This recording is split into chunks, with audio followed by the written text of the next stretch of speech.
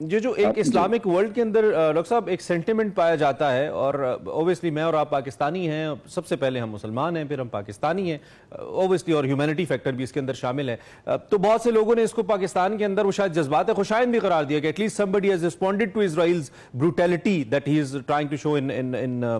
Palestine. تو اس صورتحال کے اندر کیا ان حملوں کو محض ہم علامتی ہی سمجھیں، جس طرح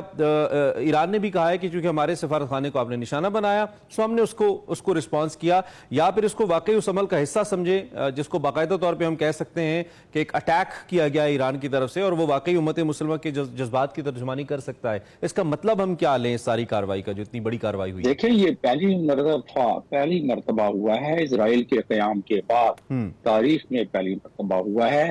کہ ایران نے اپنی سرزمین سے ڈائریکٹ ہدف بنایا ہے اسرائیلی سرزمین کو۔ تو یہ ایک معمولی بات نہیں، گو کہ یہ سمبولک ہے، کیونکہ ایران نے اس پہ بڑے ڈپلومیٹک طریقے سے 72 گھنٹے پہلے بتا دیا تھا کہ یہ ان کا استحقاق ہے اقوام متحدہ کے چارٹر کے آرٹیکل 51 کے مطابق۔ ایران نے کہہ دیا تھا کہ یہ ہمارا استحقاق ہے، ایران نے کہہ دیا تھا ویانا کنونشن 61 کے تحت ان کے کونسولیٹ کو ہدف بنایا گیا دمشق میں، تو لہٰذا وہ اپنا حق محسوس رکھتے ہیں کسی کونسولیٹ یا ایمبیسی کو ہدف بنانا۔ اس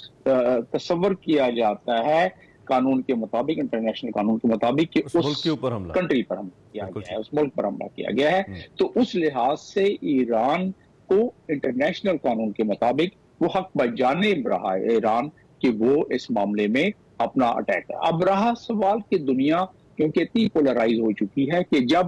ویانا کنونشن کی خلاف ورزی ہوئی اور جب ایران کے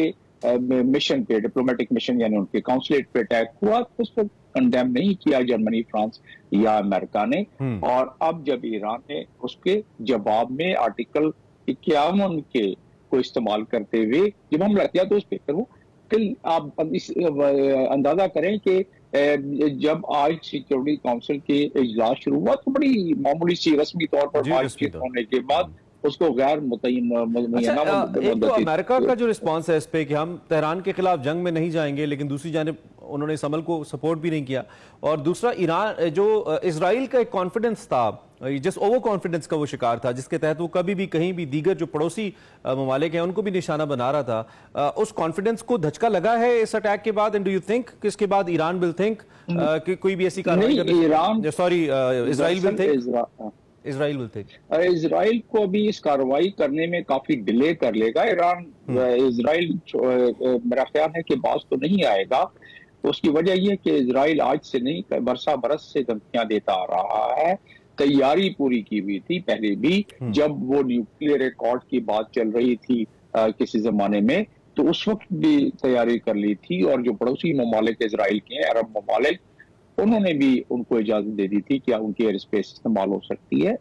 تو لہٰذا وہ تو پہلے سے تیاری میں تھے۔ اب صرف فرق یہ ہے کہ اس وقت جیو پولیٹیکل منظرنامہ اگر دیکھا جائے، نہ صرف خطے کا بلکہ دنیا کا، اس میں چائنا کی جو اس وقت ملٹری فورس ہے وہ دنیا کی دوسرے نمبر پر، اور رشیا چائنا ملا لیں تو وہ امریکہ کے برابر کیا بلکہ تھوڑی سی آگے نکل جاتی ہے، اگر اس میں ایئر اسپیس کی ویپنائزیشن بھی دیکھ لیں تو۔ ان چیزوں کو اگر دیکھا جائے تو طاقت کا توازن بڑی تیزی سے تبدیل ہو رہا ہے، جس کی وجہ سے امریکہ وہ فل سپورٹ جو اسرائیل کو دے سکتا تھا، عسکری سپورٹ، وہ نہیں۔ حالانکہ امریکہ ابھی اپنے سینٹ میں جب بل پاس کرنے لگا ہے تو $4 ارب دے دے گا وہ، لیکن یہ عسکری سپورٹ کرنے سے پہلے وہ ضرور سوچے گا، کیونکہ اس میں انوالومنٹ ہو سکتی ہے باقی ممالک کی، خاص طور پر چائنا اور رشیا کی، حالانکہ ابھی چائنا اور رشیا نے